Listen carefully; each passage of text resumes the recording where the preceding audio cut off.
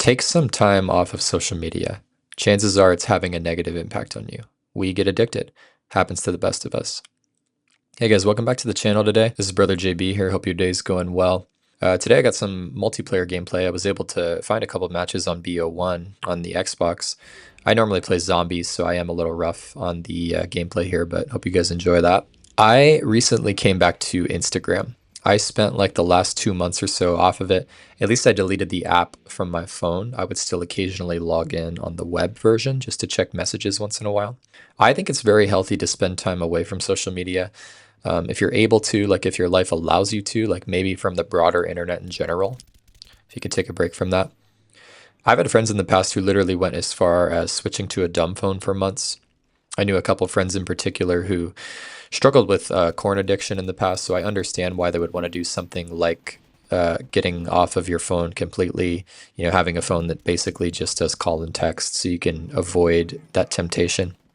But for most people, like switching to a dumb phone, like I don't know if that's particularly viable in 2025. Most of us have Microsoft Teams for work.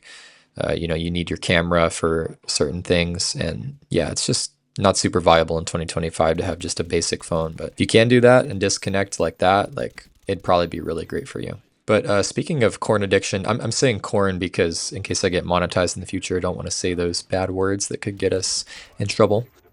That's actually a great reason in itself to take time off of social media.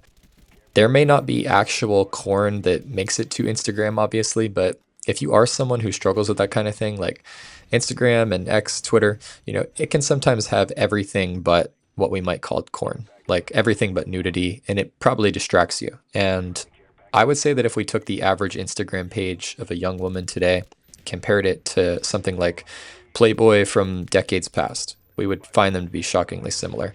That's just the way the world has gone with the sexual revolution, and it's sad.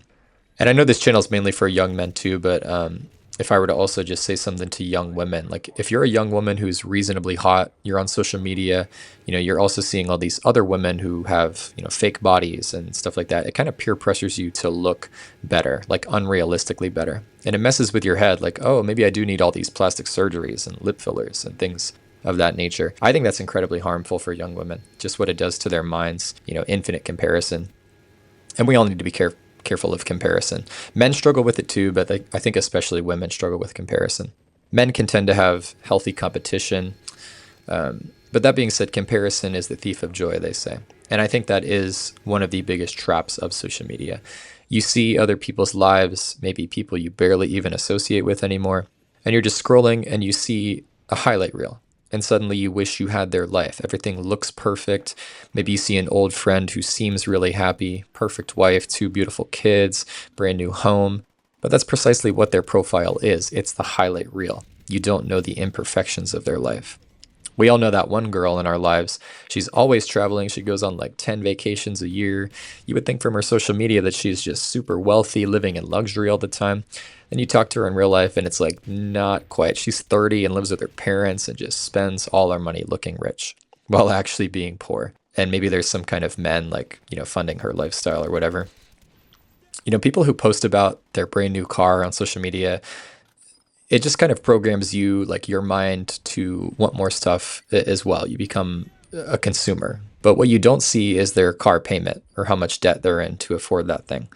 With how globally connected the world is these days, there's really so many people you see online that you probably were never meant to care about their lives.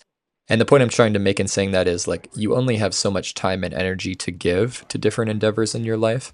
And if you're spending so much time caring about people you barely know, and also their opinions of you, like scrolling through their lives while you're not taking any action and like distracted from your mission and your goals, it's just a bunch of waste of time.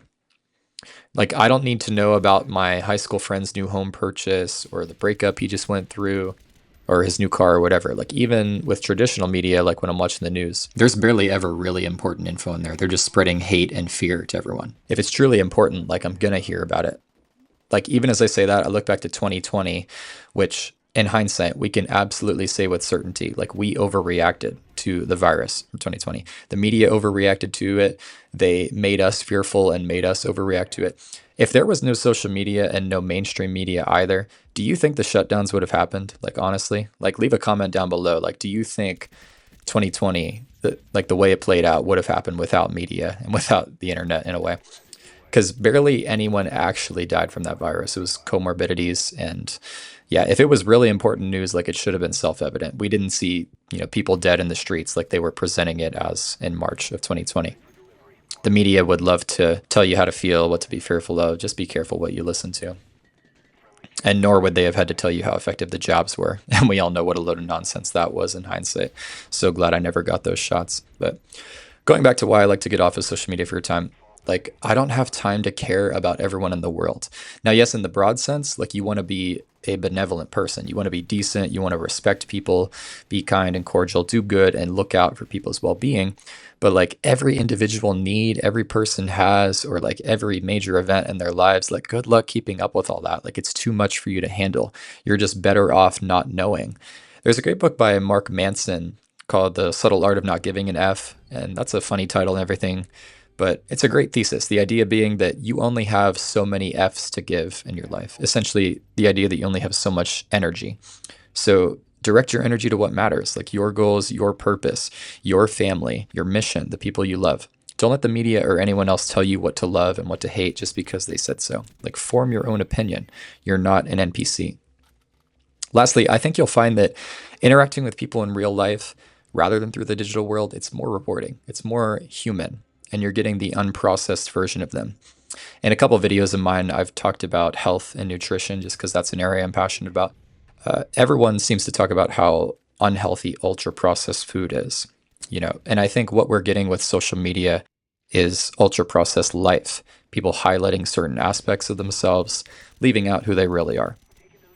That's about it for today's video. I did want to suggest one possible strategy you can use as far as like a timeline for how to detox from social media. A friend actually mentioned this to me some while ago for, a strategy. I think it was from some podcast or speaker who he was listening to. I don't remember who, but the idea is for social media, taking off 1 month per year, 1 week per month, and 1 day per week.